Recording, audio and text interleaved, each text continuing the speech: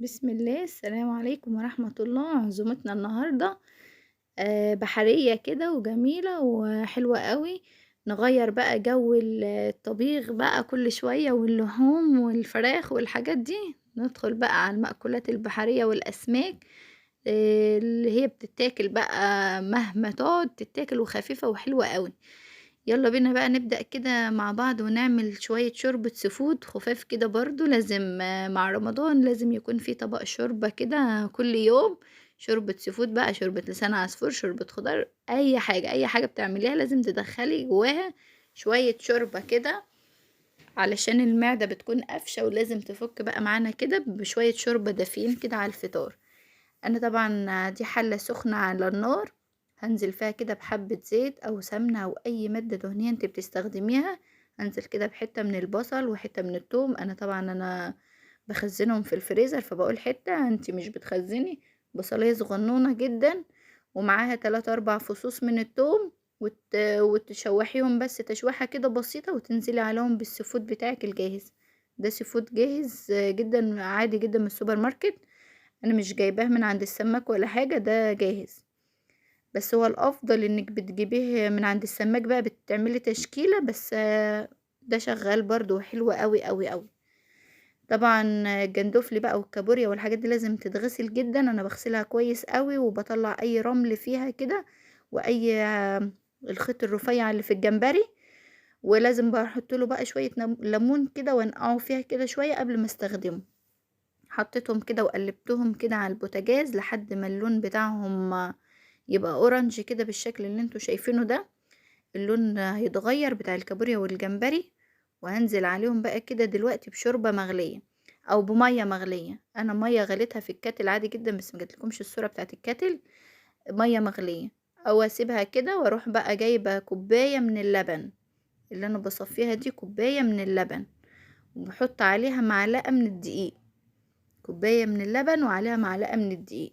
شايفة غيرت اللون خالص، ودت الشوربة في حتة تانية خالص، وبقت شكلها وان شاء الله طعمها كان في منتهى الجمال. ان شاء الله اما تجربوها هتعرفوا بنفسكم. تبقى خفيفة جدا وحلوة قوي قوي وطعمة جدا جدا. انا هحط بقى دلوقتي حبة من الملح. الملح بقى على حسب رغبتك. حبة من الملح، وعليهم كده حبة من الكمون، اهو رشة من الكمون. والكزبرة، الكزبرة الناشفة. وهسيبها تغلي كده غلوتين، اهو كزبرة. او حبة فلفل اسود برضو صغيرة جدا كده. ومعايا كريمة الطهي، او كريمة لباني اللي هي بتاعة الطهي بتاعة الطبيخ العادي جدا. اول ما هتغلي معايا هنكملها مع بعض. تعالوا بقى في الحلة التانية كده. على العين التانية جبت حتة من السمنة البلدي، وعليها بصل، بصلاية كبيرة متقطعة، او قطعة من البصل اللي من عندك من الفريزر. كنا عاملين البصل مخزنينه مع بعض، وهشوحهم كده مع بعض اهو. اهو دي لها تقليبه بقى كده. انا دلوقتي بغسل الرز اللي انا هستخدمه دلوقتي على البصل والسمنه البلدي معايا كده.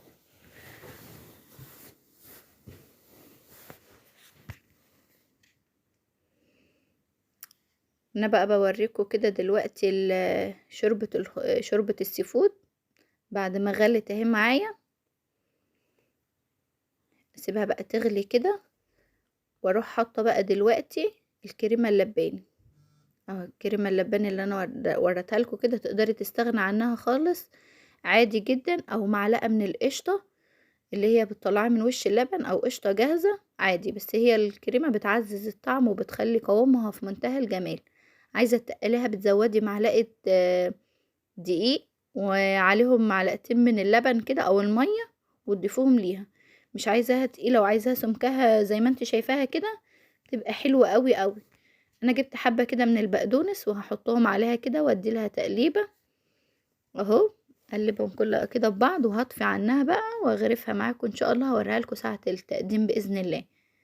أهو شايفة، شوفي الجمال، شايفة الشكل. الشكل بيتكلم عن نفسه ما شاء الله، ولا حول ولا قوة الا بالله. اما تجربوها تعرفوا بنفسكم.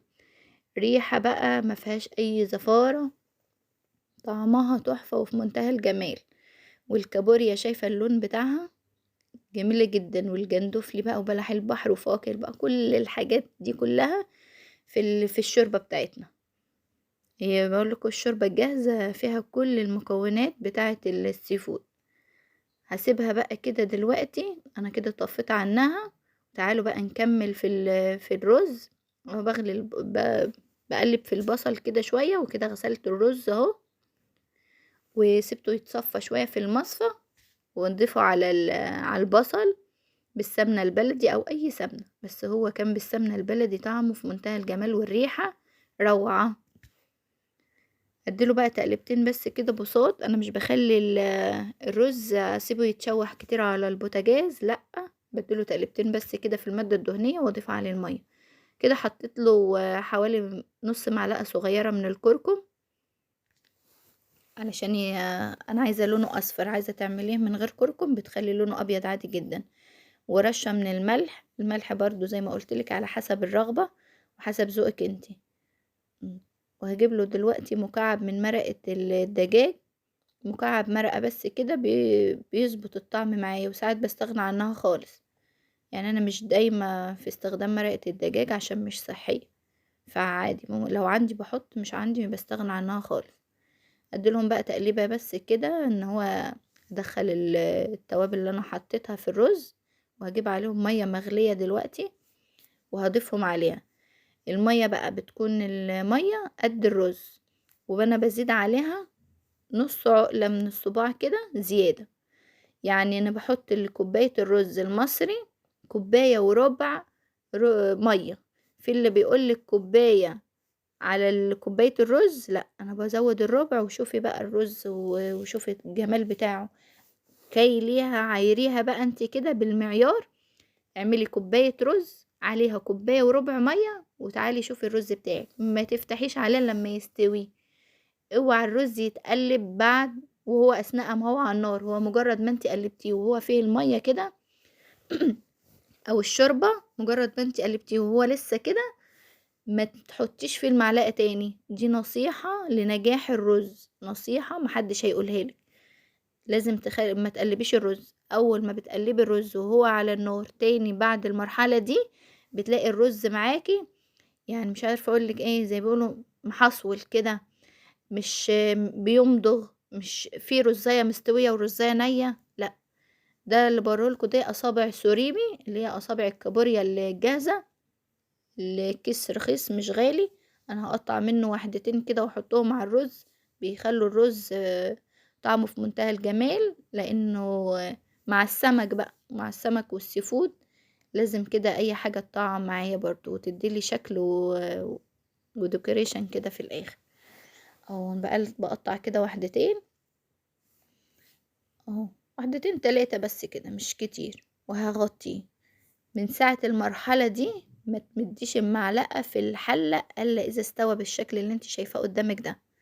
كده خلاص، ولا قلبته ولا عملت له اي حاجة. اهو دلوقتي بقى اجيب شوكة وبوريك الفلفلة بتاعة الرز. مفيش حاجة اسمها رز معجن، مفيش حاجة اسمها رز محصول كده، رزاية تلاقيها ناشفة وبتمضغ ورزاية مستوية، لا، مش هتلاقي الكلام ده في الكوباية وربع من المية. ومش هتلاقي الكلام ده في انك ما تقلبيش بالمعلقة بعد كده. وده غرفت معاكم اهو شوربة السيفود، وده كان الرز اللي احنا عملناه مع بعض. كنت عاملة بقى حبة من السلطة، وزي ما شفتوا في اول الفيديو السمك. بس السمك احنا عملناه مع بعض كتير، فانا ما حبيتش اعمله لكم واطول لكم الفيديو. وده كان فيديو بتاعنا النهارده اهو. شوفي شكل الرز، شوفي اصابعه السريمي في منتهى الجمال والروعة والطعم. ان شاء الله هتجربوه وتعرفوا. يا رب الفيديو النهارده يكون عجبكم. ولو عجبكم بقى ما تنسوش تحطوا لايك للفيديو وتشتركوا في القناة لو انتم مش مشتركين، وتفعلوا زر الجرس على الكل. دوسوا على كلمة اشتراك كده، ودوسوا على كلمة الكل، هيوصلكم كل حاجة انا بعملها لكم. اهو شايفة انا بحب اوريكي بس كده الاول بالمعلقة ان قوام الشوربة اللي هو اللافف ده، مش اللي هو الخفيف ولا هو اللي التقيل. اهو شايفة، شوف الجمال. ودي قطع الفيليه اللي كانت في الشوربة، مفيش حاجة اتهرت، وكانت التسوية في منتهى الجمال والطعم في منتهى الروعة. والسلام عليكم ورحمة الله.